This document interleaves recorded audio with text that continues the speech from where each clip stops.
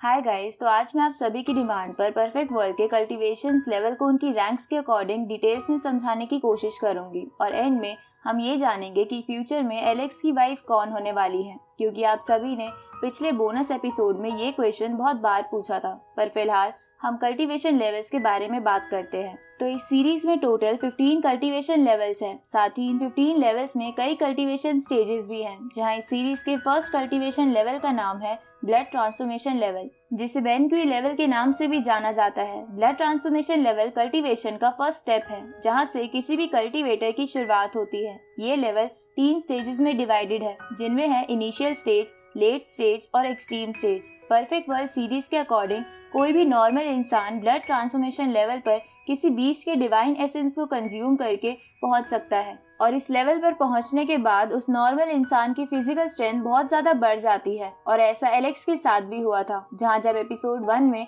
Alex ने एक lion beast के एसेंस को कंज्यूम करा था, तो वो 1 लाख किलोग्राम भारी एक होली पूल को भी उठा पा रहा था। साथ ही ब्लड ट्रांसफॉर्मेशन में पीक पर पहुंचने के बाद ही एलेक्स को अपने पेरेंट्स के बारे में सब कुछ याद आया था कि उसके पेरेंट्स के साथ पास्ट में क्या क्या हुआ था।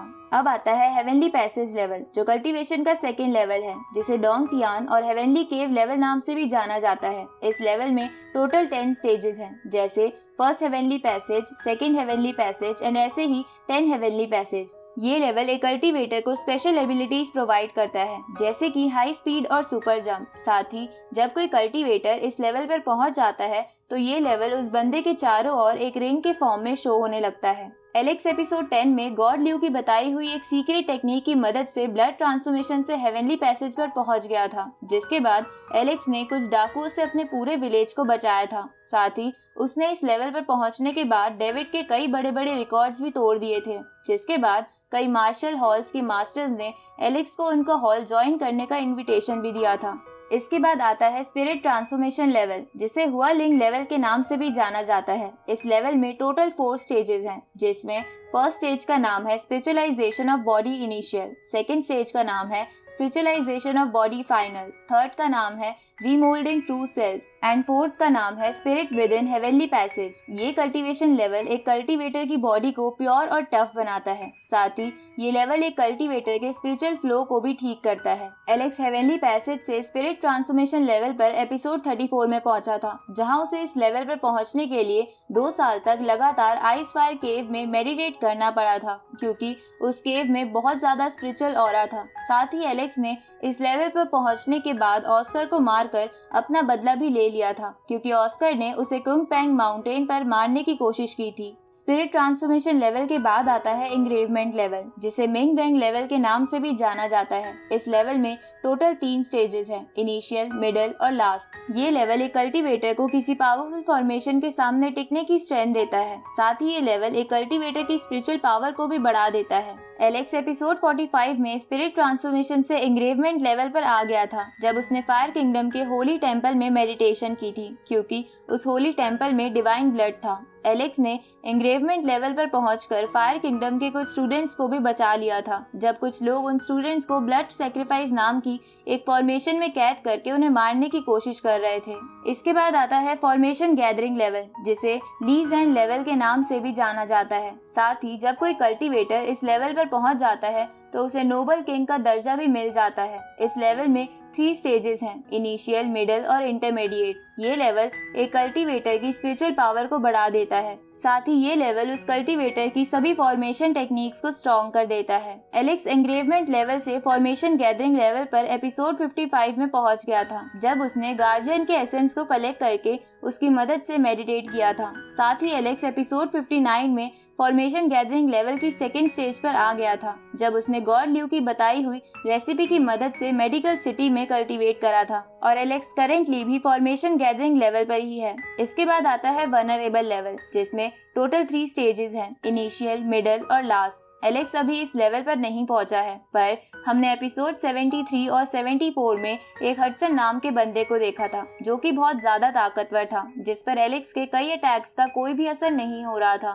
जिससे हम समझ गए थे कि फॉर्मेशन गैदरिंग लेवल और वनरेबल लेवल के लोगों में बहुत ज्यादा पावर का गैप होता है। पर इसके बावजूद भी एलेक्स ने हडसन को मार दिया था, क्योंकि हडसन का कल्टीवेशन खराब हो गया था। साथ ही वो बहुत इंजर्ड भी था। अब आता है स्पिरिट फ्लेम लेवल, जिसे हम डिवाइन फ्लेम लेवल के नाम से भी जानते हैं, जिसमें टोटल 3 स्टेजेस हैं, इनिशियल, मिडिल और लेट। हमने एपिसोड 75 में ही एक सीनियर एल्डर को देखा था जो इसी लेवल पर है, पर अभी हमें उसकी पावर्स का अंदाजा नहीं है। साथ ही हमने अभी किसी आगे वाले लेवल्स के कल्टीवेटर की पावर्स को भी नहीं देखा है, इसलिए मैं आगे वाले लेवल्स के बारे में आप लोगों को एक टेबल के थ्रू बस शॉर्ट में समझा देती हूँ कि आगे वाले लेवल्स का क्या नाम है और उनमें कितने स्टेजेस हैं। और जब हम इन सभी लेवल्स के बारे में भी डिटेल्स में जान लेंगे तो मैं उस पर एक वीडियो बनाकर आपको बता दूंगी। तो लेवल 8 का नाम है ट्रू सेल्फ, जिसे डाइटी लेवल के नाम से भी जाना जाता है, जिसमें टोटल 3 स्टेजेस हैं, इनिशियल, मिडिल और लेट स्टेज, जिसे ग्रेट सर्कल स्टेज के नाम से भी जाना जाता है। इसके बाद आता है होली सेक्रीफाइस लेवल, जिसमें टोटल 3 स्टेजेस हैं, अर्ली, मिडिल और लेट, जहां फर्स्ट स्टेज को होली इग्निशन लेवल के नाम से भी जाना जाता है। साथ ही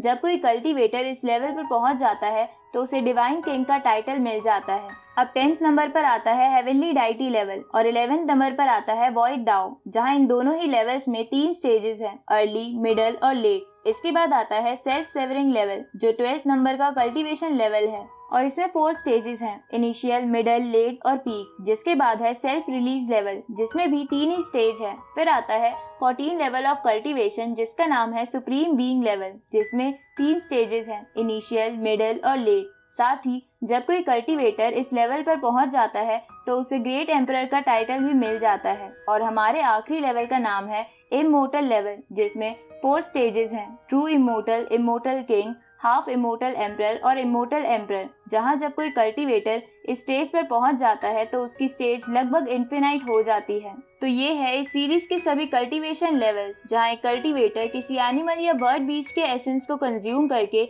एक लेवल से अगले पर पहुंच सकता है, पर शर्त ये है कि वो एनिमल या बर्ड बीस्ट भी उस कल्टीवेटर के प्रेजेंट लेवल या उससे अगले लेवल पर होना चाहिए। साथ ही जब कोई कल्टीवेटर किसी बीस्ट के एसेंस को कंज्यूम करके अगले लेवल पर आता है तो उस कल्टीवेटर को उस बीस्ट की स्पिरिट टेक्निक की फॉर्म में भी मिल जाती है, जिसका इस्तेमाल कोई भी कल्टीवेटर फाइट के दौरान कर सकता है। लेकिन जब कोई कल्टीवेटर किसी ट्रेजर की मदद से एक लेवल से अगले पर आता है तो बहुत कम चांसेस होते हैं कि उस कल्टीवेटर को कोई टेक्निक भी मिले।